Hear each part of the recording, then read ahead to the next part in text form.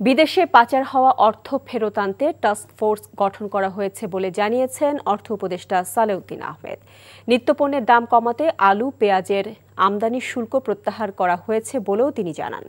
আর সংস্কারের মাধ্যমে সকল সুযোগ সুবিধা তৃণমূল পর্যন্ত পৌঁছে দেয়াই লক্ষ্য বলে জানিয়েছেন স্থানীয় সরকার উপদেষ্টা হাসান আরিফ।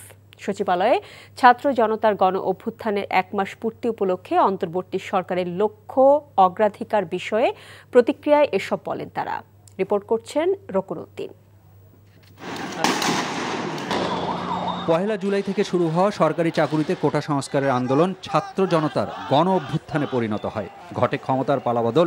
5 আগস্ট দেশ ছাড়েন তৎকালীন প্রধানমন্ত্রী শেখ হাসিনা। অভ্যুত্থানের 1 মাসে দেশের অর্থনৈতিক খাতে দৃশ্যমান কি পরিবর্তন এলো, সেই প্রশ্ন ছিল অন্তর্বর্তী সরকারের অর্থ ও বাণিজ্য মন্ত্রণালয়ের দায়িত্বপ্রাপ্ত উপদেষ্টার কাছে। খেলাপি ঋণের ব্যাপারে অ্যাকশন নেওয়া হচ্ছে। যেসব ব্যাংকের প্রবলেম ছিল ওসব ব্যাংকের আপনারা দেখছেন রিঅর্গানাইজ হচ্ছে। লিকুইডিটি প্রবলেম ছিল সেগুলি নিয়ে সলভ করছে গভর্নর। তবে আমরা অলরেডি বলে দিচ্ছি একটা টাস্ক ফোর্স হবে অর্থ আনার জন্য। তারপরে আপনার সংস্কারের ব্যাপারে আমরা কথাবার্তা বলছি। এগুলো একেবারে দৃশ্যমান। একই সাথে নিত্যপণ্যের দাম কমাতে আলুর আমদানি শুল্ক কমিয়ে 15% করার পাশাপাশি 3% নিয়ন্ত্রণমূলক শুল্ক তুলে দেওয়া হয়েছে বলেও জানান তিনি। এছাড়া পেঁয়াজ আমদানিতে বিদ্যমান 5% নিয়ন্ত্রণমূলক শুল্ক প্রত্যাহার করা হয়েছে, যা বহাল থাকবে 30 নভেম্বর পর্যন্ত।